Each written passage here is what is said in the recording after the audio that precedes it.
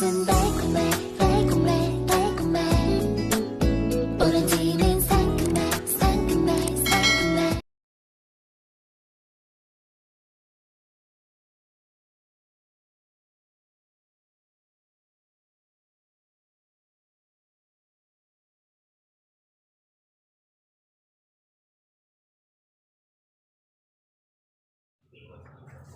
Hello guys! So magluluto tayo ngayon ng lunch namin.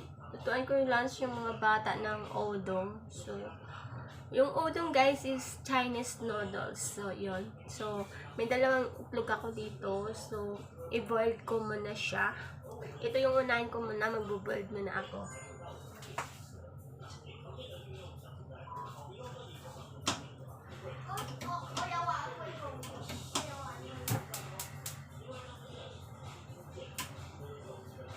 So yun, habang hinihintay natin, ito pala yung udon guys. Parang rice noodle siya. Yan. Kikita nyo. Yan. Ito yung udon. Udon, dugong. Any whatsoever, ano. Basta tawag dito is udon. So yan. So meron tayong pork. BBQ pork ito guys. Yan. Isahog din natin yan. Of course, meron tayong small bok choy. Yan, may gulay tayo. Yan. Ito yung gulay na isasawag natin. Yan. So, habang niluluto ko muna, ay meron pa pala guys. So, meron pa pala akong sahog. Ito yung mga fish ball, saka sausage. Yan lang. Ito lang yung sahog ko para sa kanila. Saka yung pork, saka egg. So, yun nga guys. So, yan. Ito lang naman yung ingredients ko. So, napakadali lang lutuin ito guys. So, ito yung lunch nila ngayon. So, ako naman, ang lunch ko ay bahala na si Batman. Kung ano na makain ko, ayaw ko ng udong today. So, yan. Wait natin yung itlog natin guys. Kung malupa ko ng PM namin. So, busy talaga din ako lang sa tulog sana.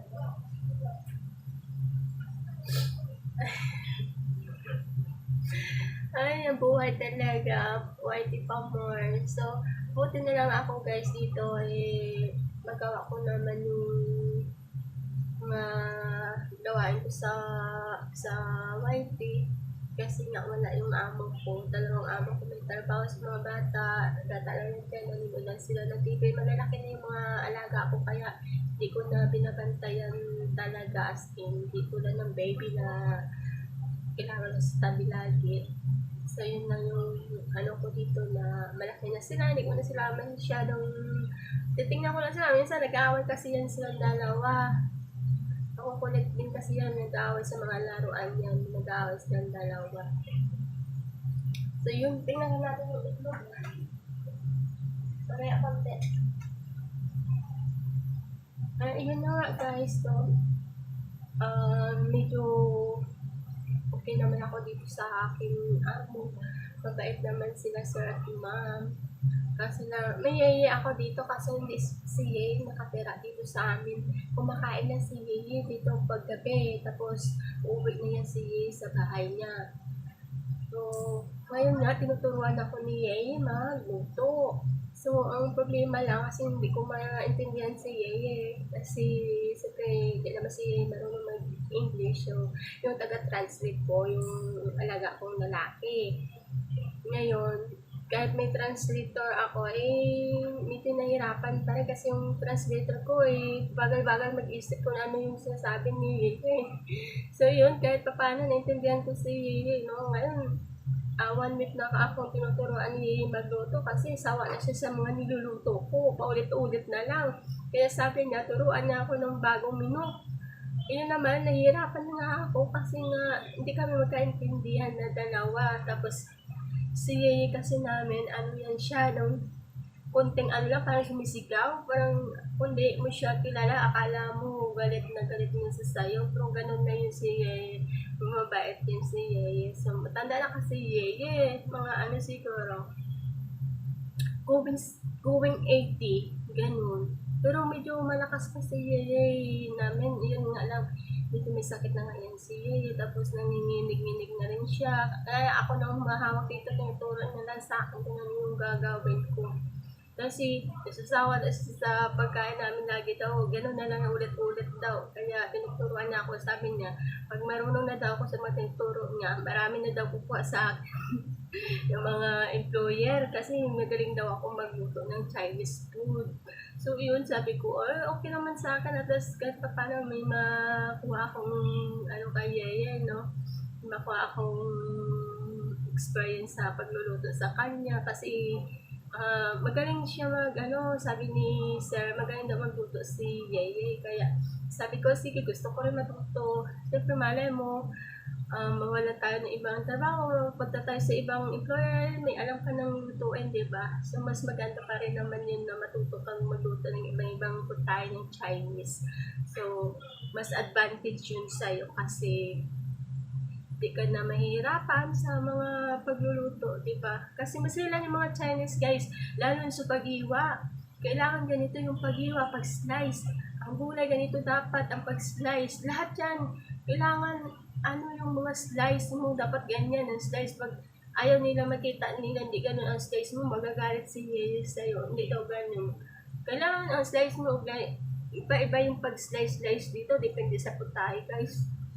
Ganun yan sila, di ba sa atin, basta na lang hati-hatiin dyan, bahala na. Dito, hindi masyado silang maputing-ting.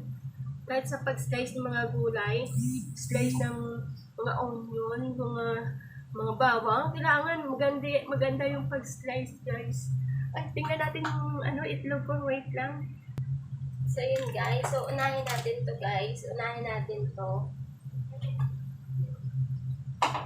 Pakulaan muna natin yan guys kasi luto na yung itlog natin.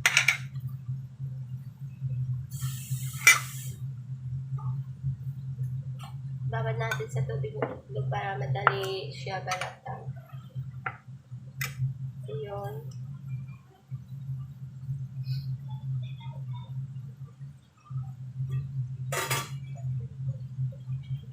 So yun na nga guys, no? Sana ba tayo dun sa pag-iwa-iwa ng mga ingredients so kailangan ang mga Chinese dito, lalo na yung mga old Chinese, yung mga matatanda guys, so kailangan gusto nila nasa tamang slice yung mga pork mo, mga beef mo, ganun sila kauti guys. So sisi naman sa customer, wala naman pakialam yun sa mga niluto ko as long as may kinakain sila at nasarapan sila, okay na sa kanila yun. Hindi yun nila tinatingnan kung anong yung mga slice na hindi. Si Yeye lang. Si Yeye na masyadong makaluma. O yung mga style niya sa pagluluto is makaluma guys. So, mas okay naman sa akin, naintindihan ko naman yun. So, wala naman problema sa akin yun kasi pinapagbigyan naman namin si Yeye kasi nga sabi ni Sir, bigyan na natin si Yeye kasi matanda na siya. Kung ano gusto niyang kainin ay lutuin namin, sabi ni Sir. So, mahal na mahal nila yung tatay nila. So, kaya, kasi tatay na meron sila, wala siyang nanay. Kaya sabi nila habang buhay pa itong tatay nila, pagbigyan nila kung ano mga gusto. Yun. So, yan. Magluluto na tayo ng udong, guys. So, yun, guys. Iluluto na natin yung udong.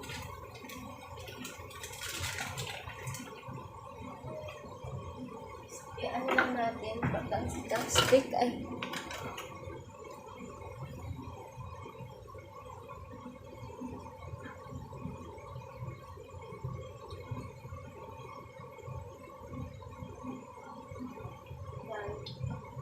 saglit lang ito guys, lutuin yung udong kasi yun siya,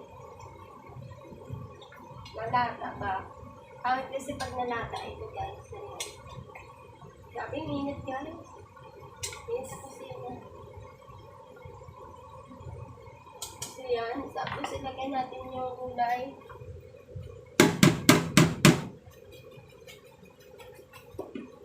Ilagay natin yung gulay guys.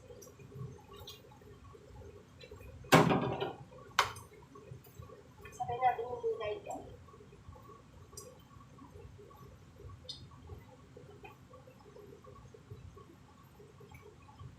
Lagyan natin ng asin.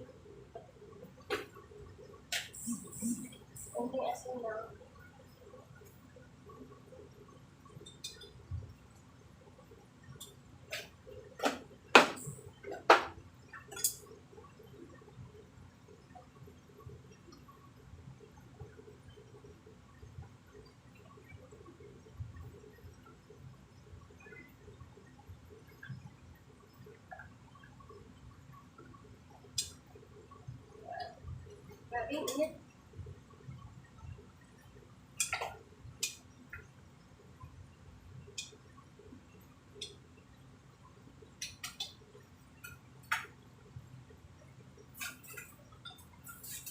So, ilagay natin yung pork belly, guys. Para na ano siya.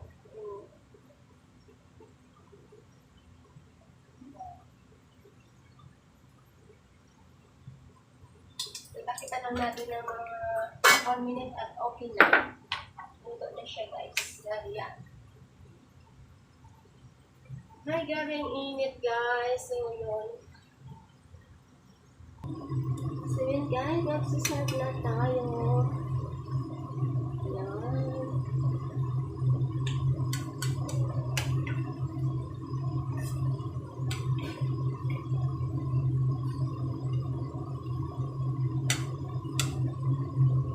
It's yummy, guys.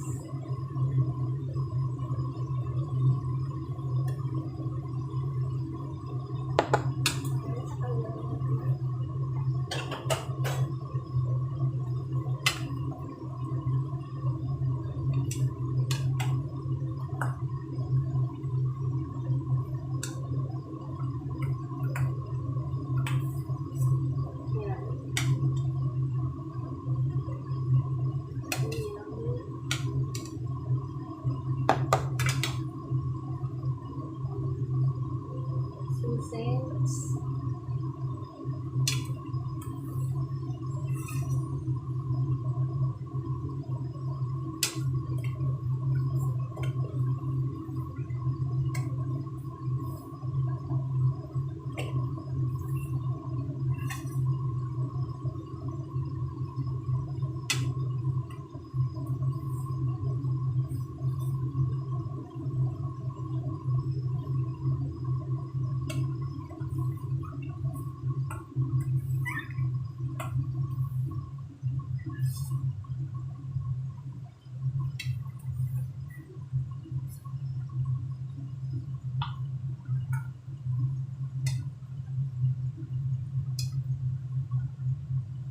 Init.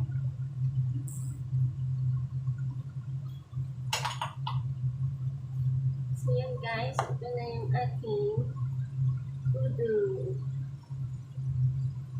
Yan. Kainan na. So, kakain na sila ang dalawa. Yan. Thank you for watching, guys. Thank you so much. Bye.